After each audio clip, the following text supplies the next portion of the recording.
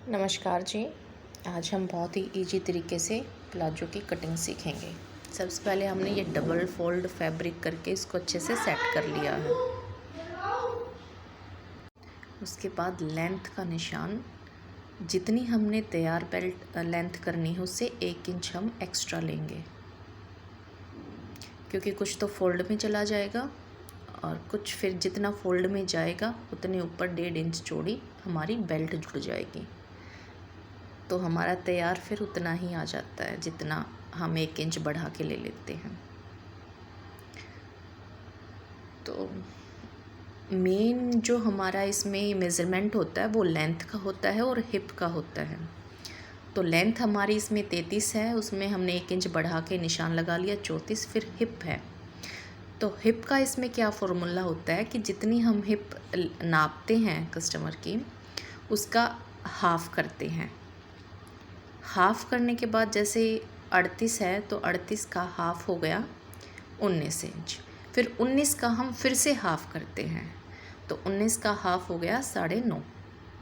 तो इस तरह से ये हिप का 4th पार्ट हम निकाल लेते हैं। अगर किसी को ऐसे ही 4th पार्ट नहीं निकालना आए तो उसका हाफ़ करके और उस हाफ़ का फिर से हाफ़ कर लेना। तो इस तरह से हम 38 का 4th पार्ट निकाल करके हिप का निशान लगाएंगे। तो सबसे पहले हम 9.5 पे निशान लगाएंगे।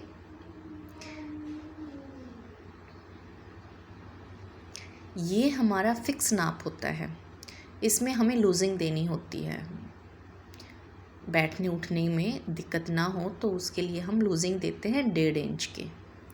1.5 इंच की लूजिंग देने के बाद 2.5 इंच हम एक्स्ट्रा आसन के लिए लेते हैं।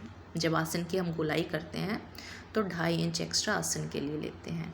अच्छा, आसन का जो है वो कहाँ पे निशान लगाए, कितनी लंबी रखे आसन को, तो उसका भी फॉर्मूला होता है। जितना हमने हिप का 4th पार्ट निकाला है उससे 1 इंच कम हम आसन ले लेते हैं, वो बिल्कुल फिट बैठता है।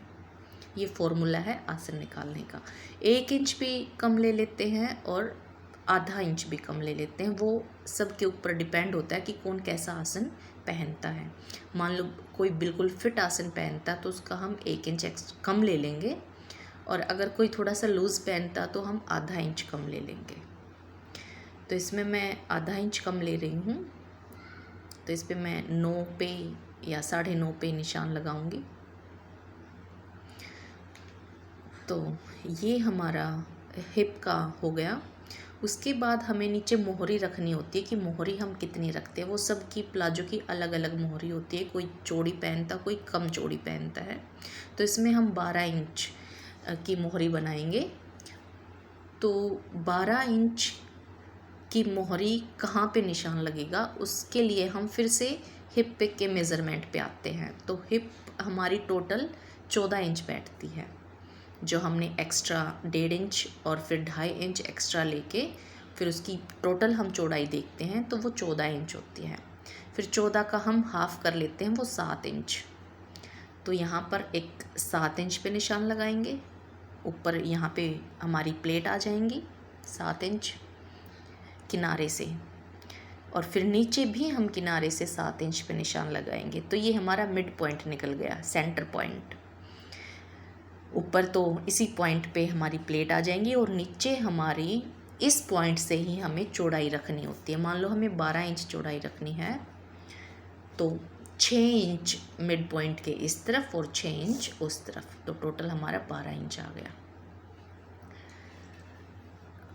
उसके बाद ये हमने चौड़ाई ले ली। उसके बाद हम दोनों निशानों को मिलाते हुए निशान लगा लेंगे शेप पट्टी की हेल्प से। किनारे की साइड से भी हमें निशान लगाना है, तो किनारे की साइड भी शेप पट्टी रख के, अब ऊपर से कहाँ पर शेप पट्टी रखें, तो जो हमारा हिप का निशान था वहाँ के पैरेलल जाके उसके सीधा जाके वहाँ से और नीचे के पॉइंट तक मिला देंगे। तो किनारे की साइड से भी कटिंग करनी है, लेकिन किनारे की साइड पे कटिंग हम जब बैक पार्ट की कटिंग करेंगे, ये निशान भी जो मैं भूल गई थी, तो जो 2.5 इंच हमने एक्स्ट्रा लिया था उस 2.5 इंच के निशान से हम ऊपर सीधा मिला देंगे और फिर इस पे गोलाई दे देंगे।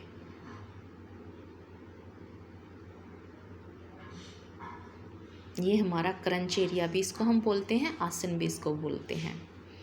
तो ये हमारा क्रंच एरिया निकल गया और इस तरह से हम इसकी कटिंग कर लेंगे।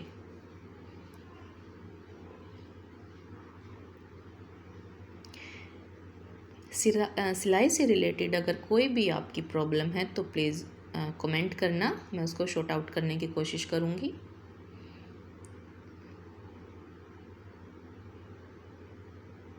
और चैनल अगर पसंद आए, मेरा समझाने का तरीका पसंद आए तो लाइक और सब्सक्राइब भी करिएगा। तो ये हमारा फ्रंट पार्ट निकल चुका है। अब हम इसका बैक पार्ट निकालते हैं। बैक पार्ट निकालने के लिए भी सबसे पहले हम फैब्रिक को अच्छे से सेट कर लेंगे, फिर उसके ऊपर हमें फ्रंट पार्ट को बिछाना होगा अच्छे से।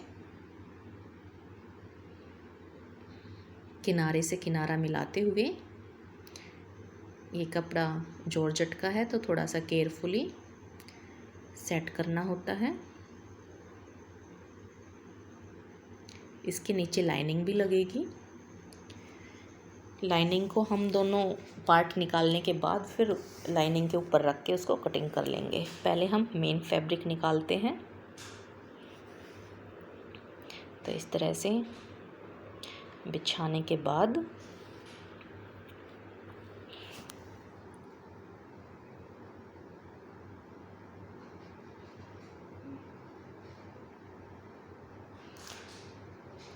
किनारा बिल्कुल एक जैसा हो, कोई भी पार्ट छोटा बड़ा नहीं होना चाहिए। अब सबसे पहले हम जो फ्रंट पार्ट है उससे 2 इंच एक्स्ट्रा बढ़ा करके हमें बैक पार्ट के निशान लगाना है, हिप के आसन की साइड से। फिर हम नीचे भी 2 इंच एक्स्ट्रा ही लेंगे। ये सबसे आसान तरीका है कोई भी प्लाजो की कटिंग करने का। इसमें कोई पेचीदा फॉर्मूला नहीं है। कई बार जो है कोई 1.5 इंच, कोई 1 इंच, कोई आधा इंच ऐसे करके भी कटिंग करते हैं, लेकिन ये बहुत ही सिंपल फॉर्मूला है कि हर साइड से सिर्फ 2 इंच, ऊपर की साइड से भी हम 2 इंच लेके सीधा निशान लगा लेंगे। फिर ऐसे बॉक्स तैयार कर लेंगे। फिर नीचे की साइड भी 2 इंच एक्स्ट्रा लगा कर शेप पट्टी से निशानों को मिला लेंगे। ये बहुत ही अच्छी फिटिंग में और अच्छा इसका रिस्पॉन्स रहा है। मैंने सिले हैं जितने भी, तो बिल्कुल पैंट भी इसमें 2 इंच एक्स्ट्रा बढ़ा कर ही मैं कटिंग करती हूँ, तो पैंट भी बिल्कुल फिट बैठती है। तो ये निशान लग चुका है।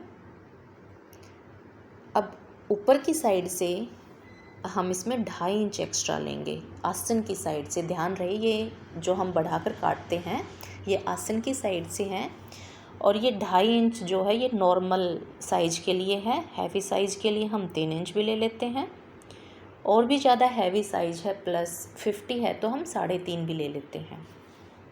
लेकिन ये नॉर्मल साइज़ का है तो इसलिए हम इसमें 2.5 इंच एक्स्ट्रा सिर्फ आसन की साइड से, किनारे की साइड से हम सिमिलर रखेंगे, एक जैसा रखेंगे, कोई बढ़ाएंगे नहीं। किनारे की साइड से और आसन की साइड से हम 2.5 इंच एक्स्ट्रा बढ़ाकर एक तिरछा निशान लगा लेंगे। और इस तरह से हम बैक पार्ट पे भी निशान लगा चुके हैं और हमारी कटिंग ये है। जो हमने बढ़ाकर निशान लगाए थे उसी निशानों पर से हम कटिंग करेंगे।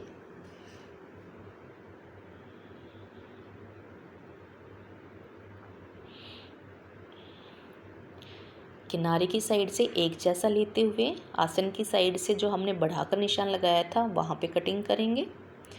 उसके बाद ये बॉक्स जो हमने तैयार किया था आसन का, इसमें मैं गोलाई देना भूल गई, तो ऐसे गोलाई देंगे और फिर गोलाई के ऊपर से ही हम कटिंग कर लेंगे।